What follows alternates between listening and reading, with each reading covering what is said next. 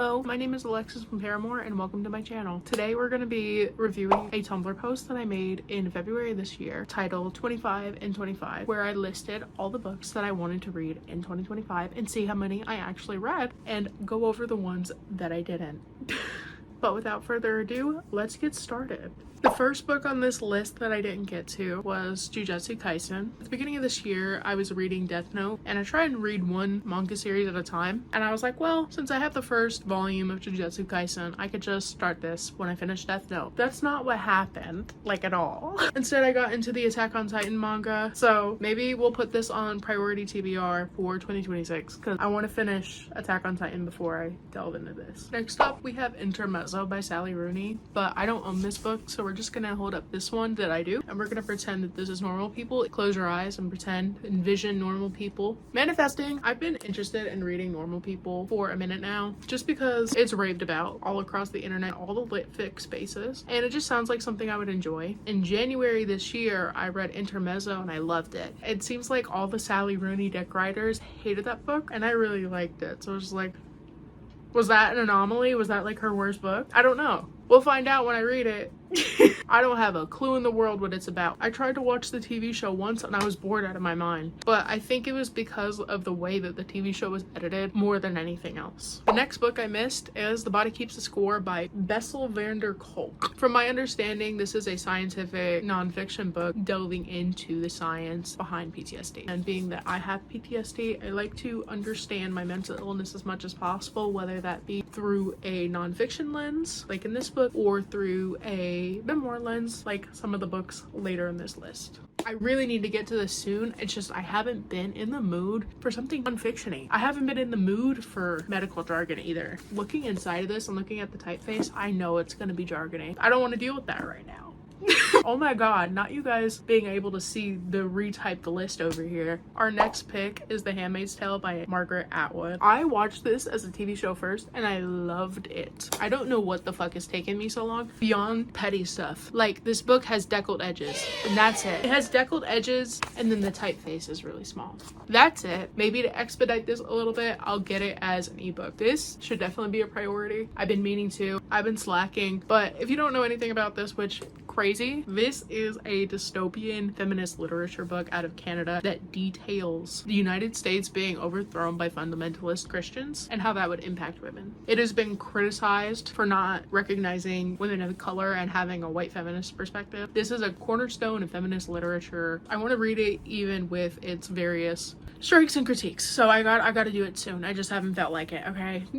Next up, we have The Song of Achilles by Madeline Miller. This is a gay reimagining of the Greek myth of Achilles and Patroclus. I don't know how to pronounce it. If you see me looking this way, it's my monitor. The big holdup here is that I want to read this for a video. I know that it had its moment on TikTok quite some time ago, but I enjoy being late to the party. I'm intrigued by the women sobbing on TikTok over this book. No, because what the fuck? 10 out of 5 stars. This is gonna get a reading vlog about it. I just gotta lock in at some point.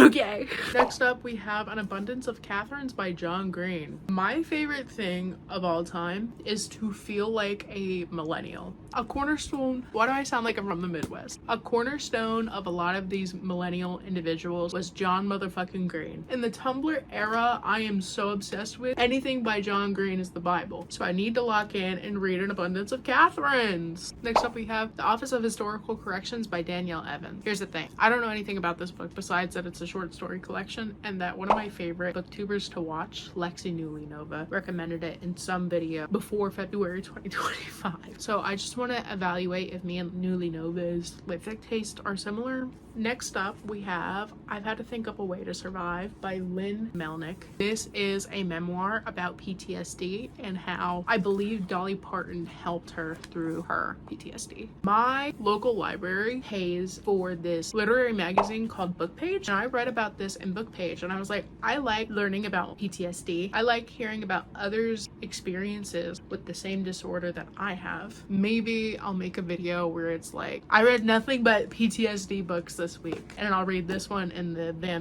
Vanderbilt, what the fuck ever, Body Keeps the Score. I'll read this and Body Keeps the Score. I like the margins of this. I like the text size. This is going to be a lot easier to read than the Body Keeps the Score. score. Next up, we have Papillon by Henri Charriere. I don't fucking know. When I was a teenager, I was really into the concept of Larry Stylinson. I thought they were together in the absolutely like delusional Larry circles as something that they supposedly reference quite a bit. And we can kind of see Harry's chest tattoo in the cover. So I bought this book while I was a teenager and I never got to it, but I really do want to get to it because I'm curious now. At that point, I wanted to read it from like a looking for proof and evidence kind of way. Now I'm like, all right, now I'm curious. What made these people think that Harry Styles and Louis Tomlinson were coding that they were together using this book? Next up, we have Paper Towns by John Green. Maybe I'll make a video where it's like, I read nothing but John Green for a week and I'll knock all of these out in like one go or something. That's actually kind of a good idea. If the camera's crooked, like, don't tell me. I don't want to know. Next up, we have A Man of Two Faces by Viet van Nguyen. Correct me if I'm mispronouncing this in the comments. This is another book that I read about in the literary magazine through my public library, and I was intrigued by it. I was in my freshman year of college. Right now, I'm in my junior year. I don't remember. What I wrote down, this is a memoir about a Vietnamese man who emigrated to the United States and has a main theme of dual identity. And he emigrated to the United States during the Vietnam War. That's all I got for you. I don't know. This is a priority read for me though. I think about it all the time. I really do want to get to it. I haven't been in the mood for something like this. I was gonna say I could probably make a video about memoirs with this and I've had to think of a way to survive, but then I don't have any more memoirs. I'd have to do some research and find more memoirs. What If It's Us by Becky Albertalli and Silvera. I like to feel like I'm a teenager again reading my silly little gay romance books and fujoing out. That's all there is to that. I don't have anything more to say. Looking for Alaska by John Green. I've already decided that I'm gonna do a John Green themed video, so keep an eye out for that. Maurice by E.M. Forrester. I got this for Christmas like 2 years ago from my French friend who I don't really talk to anymore. And looking at this book makes me feel sad, so I want to read it soon. I don't know anything about it. All I know is that this is a very old book, probably 1900s, and it centers on a gay man. Next up, we have The Picture of Dorian Gray by Oscar Wilde. My French friend also bought this for me. This one also makes me sad, although I have a more identifiable reason why I haven't read this. First of all, note the size. This is a mass market paperback. The text and margins are so goddamn small. I might get a bigger copy so I can read this without feeling like I need to pull out a magnifying glass. Next up, we have The Midnight Library by Matt Haig. I've heard amazing things about this book. I've heard awful things about this book. I don't know what to expect. When I hear awful things about a book, it makes me want to read it more. I know that it had its time a couple of years ago, but I am nothing but late to the trend, as we discussed earlier.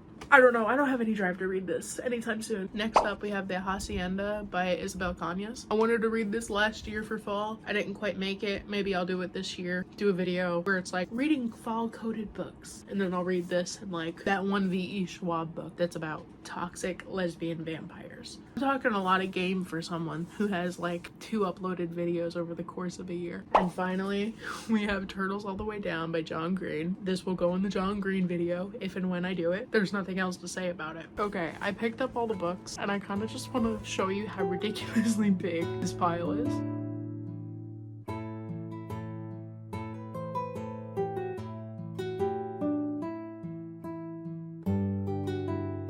Wow, I can't wait for this stack of books to just sit there for a month because I can't be bothered to put them back. Anyways, if you like this video, you should subscribe to me, follow me on booktok, add me on Goodreads, Storygraph, follow me on Instagram. Maybe I'll settle for a subscribe and a like. I'll talk to you guys later. Hopefully I'll see you guys soon. Toodles!